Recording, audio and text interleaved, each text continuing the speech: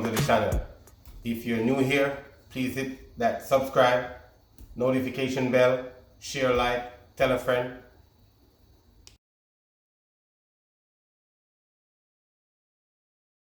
Alright, so today we get a request, you know what I'm saying, because we make meatball the other day, you know what I'm saying.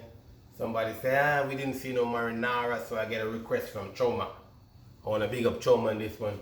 She said, can we see some marinara so we can be able to flip our meatball into some marinara, which that's what we eat it with, but I didn't show you guys, you know, the marinara process. So let's get into the marinara process, okay? Check me out. So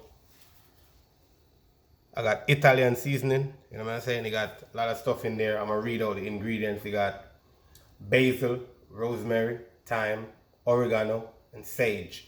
Just, you know, for enhance flavor, you know what I'm saying? We got diced garlic right here. I'm using some diced ones, plus I'm using some old ones, you know.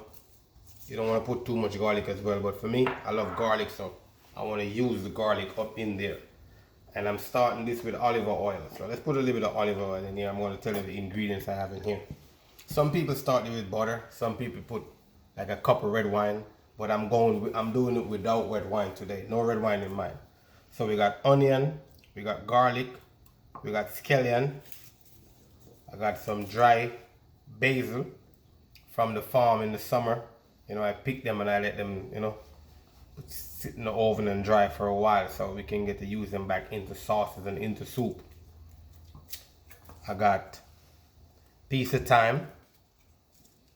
I got bay leaf, and I'm trying to put the thyme that is like a big piece of stick so I can easily take it out, because we're going to blend it after. Not in a blender, but you want to use this to blend it.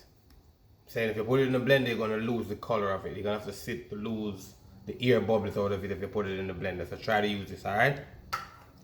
So we got onion, we got a little bit of pepper flakes in there as well too. You know what I'm saying? So let's introduce the rest of the ingredients over here. You can use your own tomato, your fresh tomato, but this is two pounds of chopped tomato, and you can get the tomato with already seasoned with all the flavor in there. I have one seasoned with the flavor and one without the seasoning, and this is tomato puree. Okay, it's a little bit water because I fold in like maybe half a cup of water into it because I don't want it to be too thick, then go in the pot and then start it to burn. So as we were saying, the tomato right here and there, so this is 2 pound chopped tomato. All right, or say it's 32 ounces chopped with liquid and all that in from a can. But if you have your original tomato, you treat it the same way. You know, you can do it with the skin or without the skin. These ones without the skin, I like it without the skin, so I decided to say, you know what, let me go buy it instead of try to buy a bag of tomato and try to, you know, peel the skin off it and all that. So we get that. So we're gonna bring this over to the stove. So when we come back, we're gonna sweat this off and let you guys see what we do. This is a really quick, you know, stuff. You're gonna sweat this off, add this to it, let it boil for 15 minutes. You know what I'm saying? Salt and pepper for seasoning. You know, if you want to put a piece of butter, you can as well too. You know, but I'm going vegan with mine right now. 100% vegan. No alcohol, no wine. You know what I'm saying? No butter, no dairy. Vegan. Alright, when we come back, we're going to show you on the stove. So, alright, so right now, what you want to do, you want to caramelize the onions. I'm saying you don't have to cook them too much, but you want to caramelize them so they become translucent. You lose a little bit of water out of them, okay? And the reason why you're caramelizing these stuff is to give off more flavor. Because you know when the onion and garlic and those stuff caramelize, you know, and pepper and all that, you're going to get a nice flavor out of it. And you want your marinara to be nice. So this is what you do now, okay? If you were using butter, your butter would be caramelizing this, okay? If you were using butter. If you're going to put white wine in here, then after it caramelizes, you're going to throw the white wine in there and deglaze it. You know what I'm saying? Let the white wine reduce down. If you put a cup, let it reduce down to half a cup, so you lose that acidity out of it. You know, you don't taste too acidic because the tomatoes already have a lot of acid in there. You know what I'm saying? Yeah. And as I say, this one is 100% vegan. And I have some black bean pasta in there. That's what I'm gonna eat mine with. I cook it from yesterday. And I say, you know what, let's go ahead and do the sauce that Choma requested. You know, so I want to big up Choma on this one. Yeah, real talk. I want to give a shout out, you know, a couple more people. You know what I'm saying? And I shout out Miss Joy across the road, the neighbor right there. You know, I say, I want to shout out Yvonne. You know what I'm saying? Our ear stylist. Take care of our ears, so, you know, to stay fresh. Alright, so you can see that, you know, it's right where you want it to be. The onion is not as hard, or I say, I don't use the word stiff, you know, not as, you know, firm as the weight before. Yep. So what I'm going to do now, I'm going to dump the sauce in here with the tomato, chopped tomato. Yep. What you're looking for right there. And as I told you guys before, do not put it in the blender, because if you put it in the blender, you're going to lose the color. You're going to have to let it sit so all the air bubbles that go into it, you know, dissolve back out. And you can put you can add a cup of water to this mixture. Alright, let's get 2 16-ounce can chopped tomato, you know what I say, 1 5-ounce can of tomato puree, like, well, yeah, a little like that, you know what I'm saying.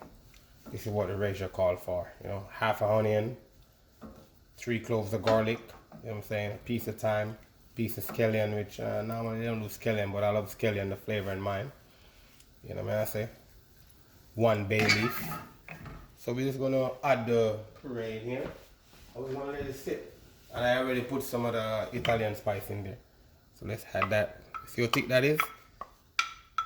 Normally it's much thicker if I didn't put the water in it, you know.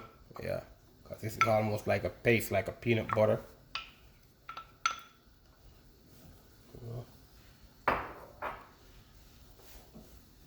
So we're gonna let this cook down for like 20-30 minutes, medium flames. As I say, you can add some water in it, so I'm gonna put some water in mine because it's gonna reduce down after I cook. So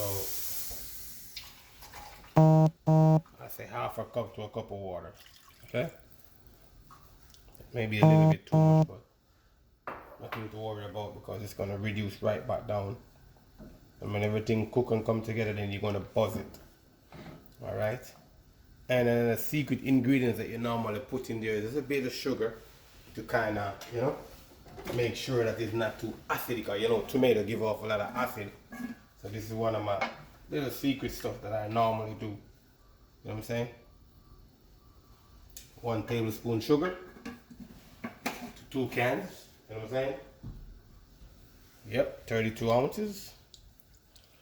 You know, and you can taste it as it go. Maybe you're tasting it's too tangy, you know what I'm saying, or too much acid in there, then you can add a little bit more sugar, and then, you know what I'm saying, let it do what it does. So we're gonna let it reduce down to what it's supposed to be, perfectly simmering, and we're gonna come back and show you like, yo, this is what we want. The tomato is cooked soft, so now we're gonna buzz it on the stove and show you, we'll buzz it and show you the consistency of it, because it's very important for the consistency, because if the consistency is not good, you're not going to be able to coat your meatballs or coat your pasta that you want to eat with it. You know what I'm saying? Yeah, or this is good sauce like to add in stuff. So it's basically, you make a thing of marinara, you're not going to use all of it.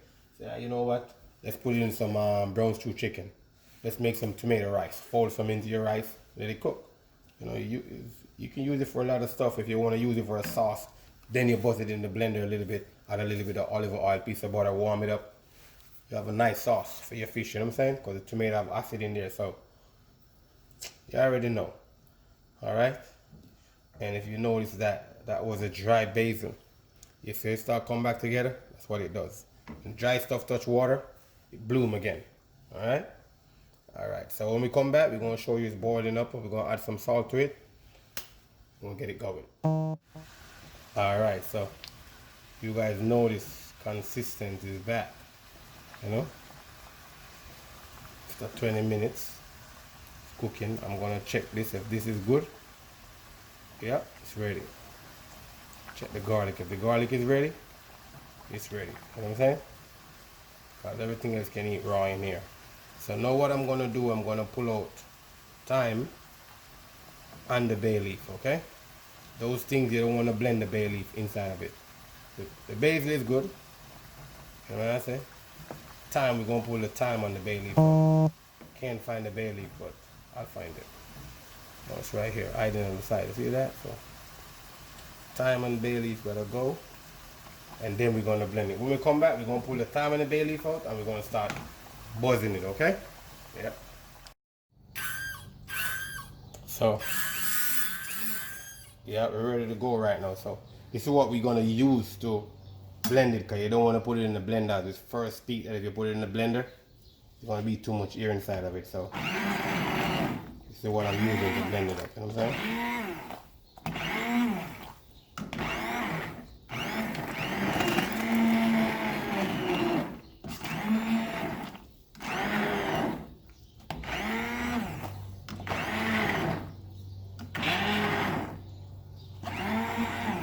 Nice.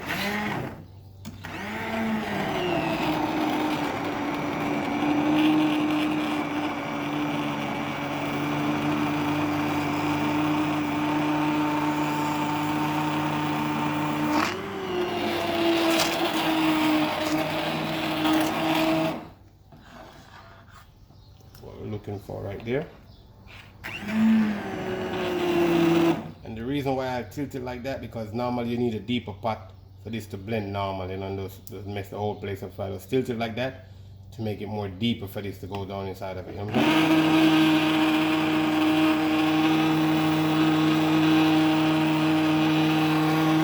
Yeah, just like that.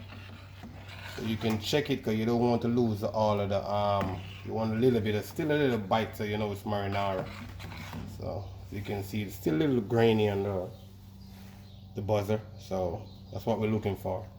So I'm gonna let it go on the fire for our next 7 minutes, and then it's ready to go. All right, this doesn't take long, especially if you use a tomato in the can. If you use a tomato, like the fresh tomato, it's gonna take a little bit longer, but you're gonna still need a tomato puree. Okay.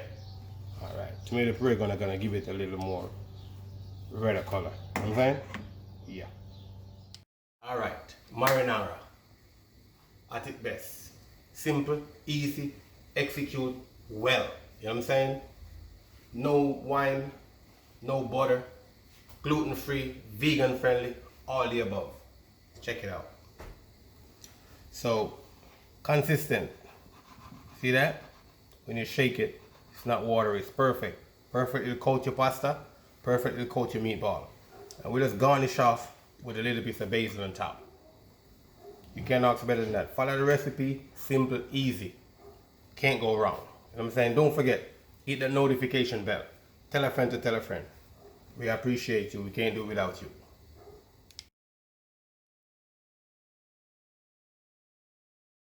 Hi, thanks for watching the video. We appreciate you.